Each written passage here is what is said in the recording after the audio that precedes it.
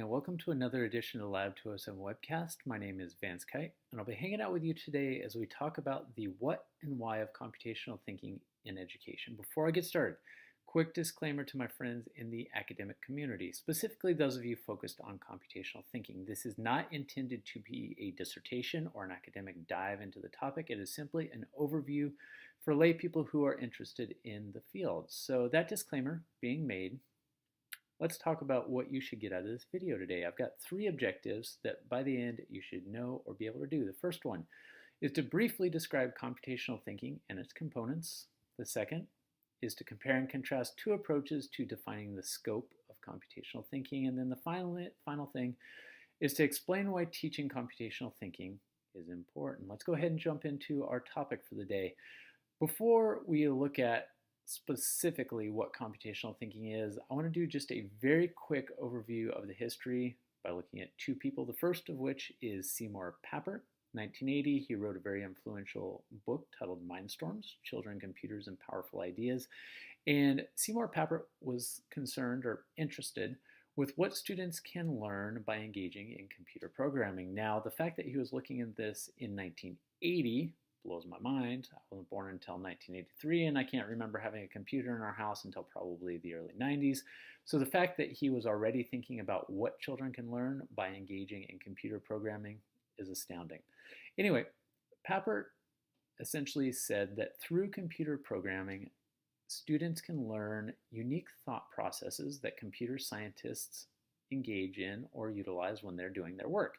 These thought skills and thought processes he dubbed computational thinking.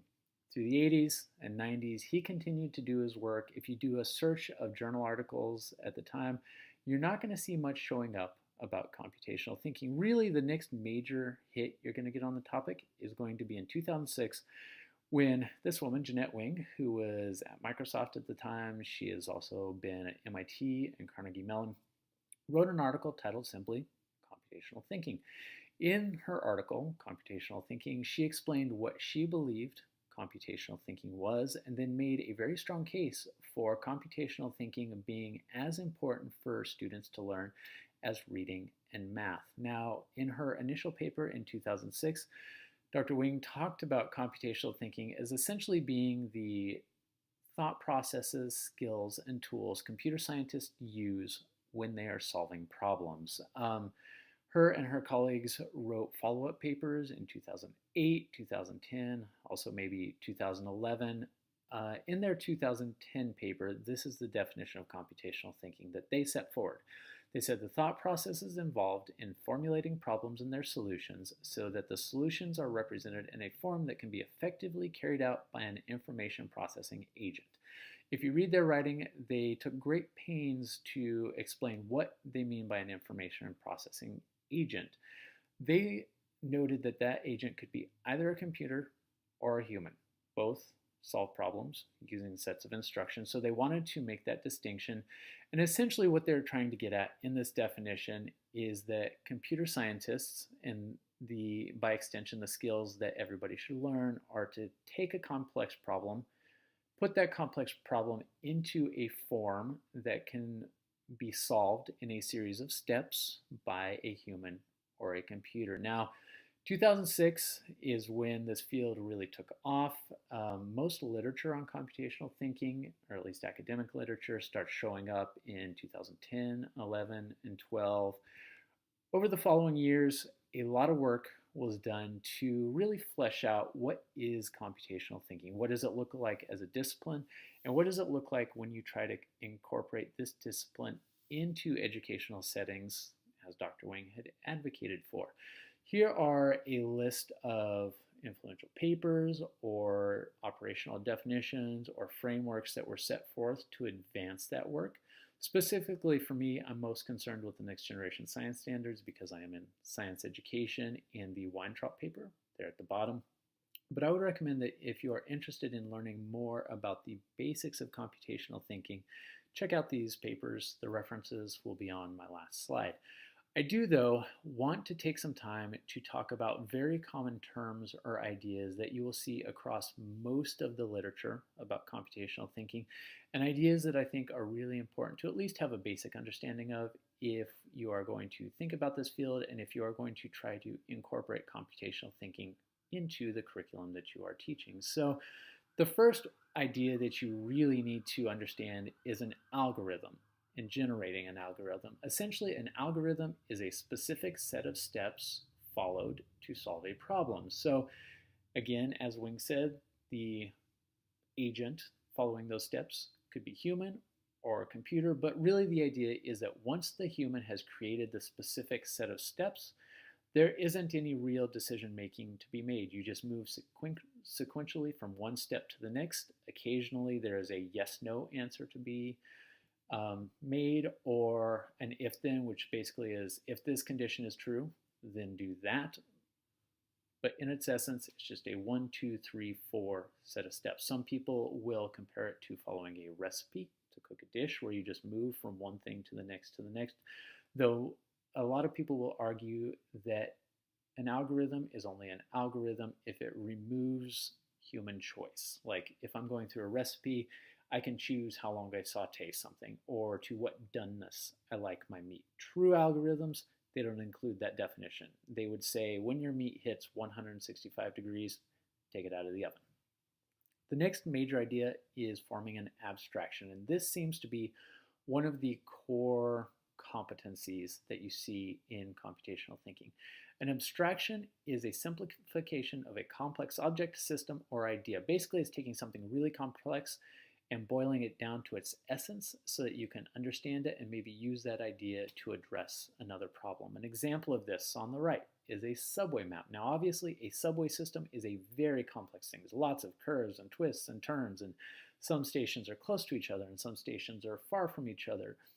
In a subway map, you boil that down to only the components you need to effectively use that subway. You see your stations, you see the order of the stations. You don't necessarily see the distance between the stations, but you see the order, you can see where you can make connections, and you see where the different lines go. You don't need every twist and turn of a subway system. You don't need whether one station is a mile from the next or 2 miles from the next. You just need the essential information. So this subway map is an example of an abstraction of something complex being a subway system.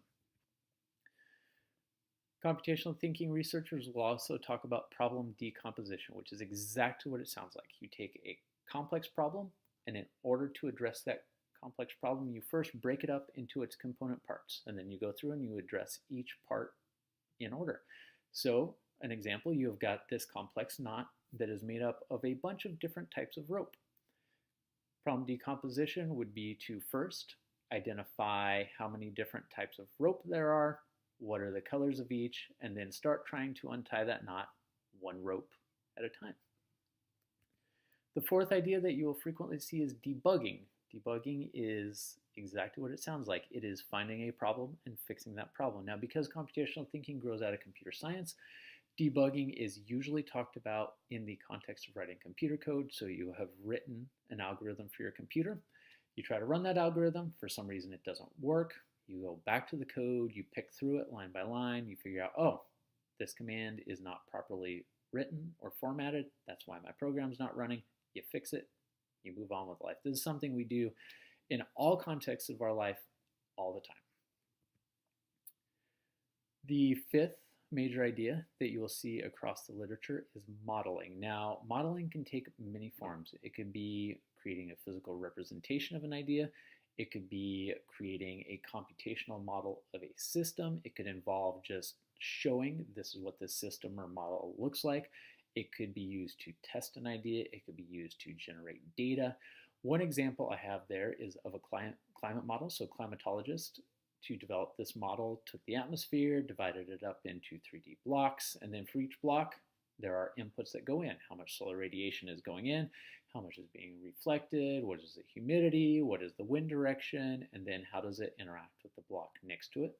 They feed all that model into a computer, throw some data at it, and then let the computer generate, it might be a forecast or a climate projection, but they have used a computational model to understand a problem or to represent a problem or to gain insight into some complex phenomena that is going on. Models can be very simple or they can be incredibly complex. And the last idea I want to mention to you is using data. Now, within computational thinking, this could take many forms. It could take the form of creating data, which is what your climate model would do. It would create data in the form of predicted temperatures or humidities or climate projections. Using data can involve manipulating data. So you receive that data and then you say, all right, here's the data I want to look at. I don't want to look at this data. The data I do want to use, maybe I want to run statistical tests, or maybe I want to visualize it. Using data could also take the form of analysis, which is basically looking at that block of data and saying, okay, what can I learn from this data? What is the takeaway message? Now, those 6 core ideas you will see across most literature. There are others depending on whose definition of computational thinking you are reading at that time. But essentially, when I am talking to people who have no background in the field, I define computational thinking as using the thought processes, tools, and skills of computer scientists to solve complex problems. There are practical implications of how you define computational thinking. Within the computational thinking community and body of literature, you'll see 2 basic approaches. There are groups of writers that will have a relatively narrow definition of what computational thinking is. Their narrow definition will typically be focused on what it takes to generate computer code. So you will see a lot of talk of algorithms and abstraction and debugging and iteration. The other approach is a broader approach. Thinkers who advocate for a broader approach are generally interested in how do we integrate computational thinking into core curriculum. So you will start to see things like systems thinking coming in, and you might see using data or creating models. Those who take a narrower view of computational thinking will usually advocate for teaching students computational thinking through teaching those students to write computer code. Those who advocate for a broader approach will say there are many paths to learn computational thinking through embedding it in other curriculum. As my background is in science teaching, I generally take a broader view of the discipline. And much of my work that I am doing draws from this computational thinking of mathematics and science taxonomy put forth by David Weintraub et al. In 2016. His team spent a lot of time with scientists, computer scientists, and educators to figure out what is computational thinking and what does computational thinking look like when you try to incorporate it into a math and science classroom.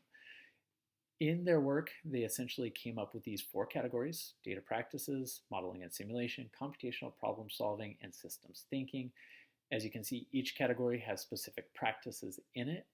And the intent of this was to say, okay, all of these things are included in what computational thinking is.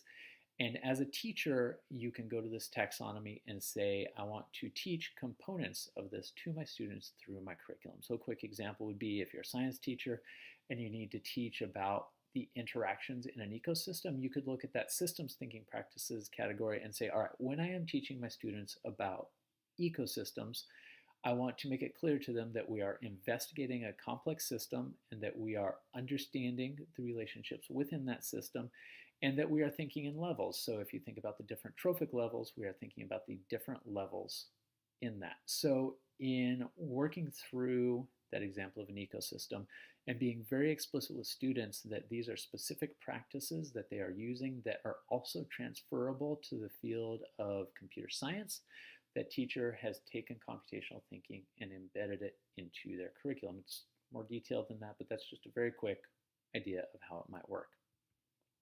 So why computational thinking? Why do students need to know this? A couple of quick points. First one, it is the future of work and jobs. You can take fields that have been around for hundreds, if not thousands of years, like biology and chemistry, and recognize that there is now computational chemistry and computational biology. That would be doing biology and leveraging computing power to further investigation. Quick example of that on the right is a microarray, which is basically a tool that scientists can use to analyze the products of thousands of genes in a single pass. We see computation in physics, we see it in economics, we see it in business, we are even starting to see it in the humanities. Being able to think about computation, being able to leverage the computing power of computers is going to be critical for students to be employable in the future. And I don't mean using computers to create a Prezi or a PowerPoint or something like that. I am talking about creating new things, whether it be simulations or computer code or analysis of complex data sets. Another just quick fun fact, 4-year degree in computer science can get you a $102,000 salary in the software development world. It is one of the fastest growing fields. There is incredibly high job demand. So if we want to think about preparing our students to be employable for the future, computational thinking needs to be in their toolkit. Why do I care about embedding computational thinking in content curriculum specifically? 2 reasons. First one, I would love to say that computer science is going to be a required course for all students in all schools sometime soon, but I am not that optimistic. I believe that most schools are maybe going to get computer science courses, but they're probably going to remain as the electives. And the thing that has been shown with computer science electives historically is that it tends to be Caucasian males that take those courses, which is great for those students, but the minority and female students who are not currently computer represented in the field of computer science, or really the sciences as a whole, often don't choose to take those computer science courses. So if we can take these skills of computer science and the skills of computational thinking and embed them and teach them through our science curriculum, our math curriculum, our history curriculum, our English curriculum, our art curriculum, you are exposing students who would not normally take a computer science class to some of the core components. And you can at least help them to start to learn some of those skills while they're learning science or math. And it's also an opportunity to potentially get them interested in further investigation of the field of computer science. Embedding computational thinking into standard curriculum ensures the fullest access to the critical skills advocated by Jeanette Wing and a host of others as being critical for success in the 21st century. So thank you for taking this moment to sit with me as we talk a little bit about computational thinking. If you are interested in checking out some of my references, they are listed right here. I appreciate you spending some time with us on the Lab 207 webcast. My name is Vance Kai. Hope to see you again.